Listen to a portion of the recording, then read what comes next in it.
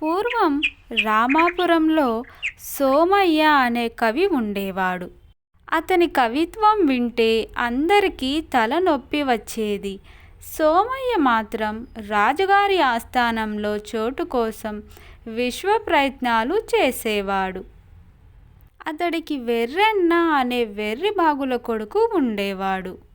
ఒకరోజు వెర్రెన్న సోమయ్యతో, నాన్న, నీకు రాజుగారి ఆస్థానంలో స్థానం ఎందుకు దొరకడం లేదు నాకు ఈరోజు తెలిసింది. అవునా? ఎందుకో చెప్పు బాబు. నీకు గుర్రం లేకపోవడమే అసలు కారణం. ఈసారి నువ్వు గుర్రం మీద వెళితే నీ డాబా దర్భం చూసి వెంటనే ఆస్థాన కవిగా నియమించుకుంటారు. వెర్రెన్న చెప్పింది సబబుగానే అనిపించి ఓ పెద్ద సంచిని తీసుకొచ్చి, దీనిలో 1000 వరహాలు ఉన్నాయి వెంగలప్ప, జాగ్రత్త.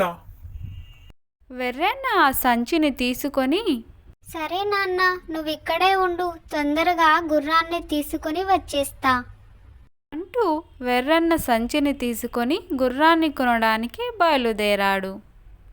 దారి పక్కన పొలంలో గడ్డి మేస్తున్న గుర్రాలు కనిపించాయి. వాటి పక్కనే గుర్రం గుడ్లు ఉన్నాయి. గుర్రానికి ధర ఎక్కువ ఉంటుంది, గుడ్లైతే తక్కువ ధరకే వచ్చేస్తాయి అనుకున్నాడు. గుర్రాలు మేపుతున్న వ్యక్తి దగ్గరకు వెళ్ళి, ఆ గుర్రాలు నీవేనా అని అడిగాడు. అవును, మాది పొరుగురు. అది సరే, ఆ గుర్రం గుడ్లు కూడా నీవేనా అన్నాడు వెర్రెన్న. వెటకారం ఆడుతున్నాడేమో అనుకొని ఆ వ్యక్తి కూడా సరదాగా, నావే అన్నాడు. నాకొకటి కావాలి, ఎంతకు అమ్ముతావు అని అడిగాడు వెర్రెన్న. ఎంత? 100 వరహాలే అన్నాడు కాపరి. భలే భలే, చౌకబేరం.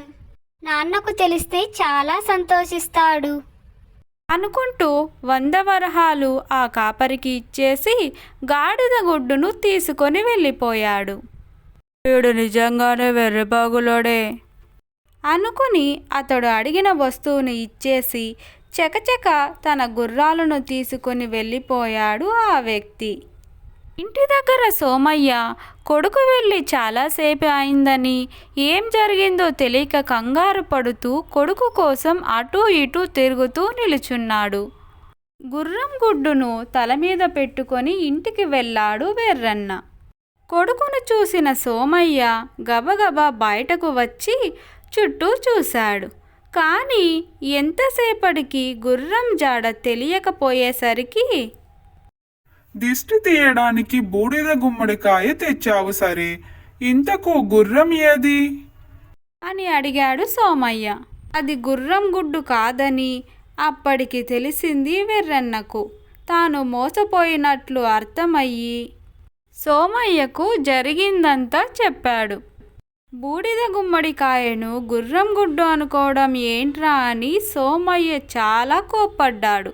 ఓరిన వెర్రి వెంగలప్ప అంటూ ఒక తన్ను తన్నాడు. వెర్రెన్న కింద పడి లేచి, ఇక్కడే ఉంటే నాన్న చంపేస్తారోయ్, పారిపోదాం అంటూ అక్కడి నుంచి పారిపోయాడు. డబ్బులు పోయినందుకు సోమయ్య ఏడుస్తూ కూర్చున్నాడు పాపం. అందరికీ నమస్కారం. దయచేసి ఒక చిన్న లైక్ చేసి స్టోరీ నచ్చితే సబ్స్క్రైబ్ చేసుకుంటారని ఆశిస్తున్నాను.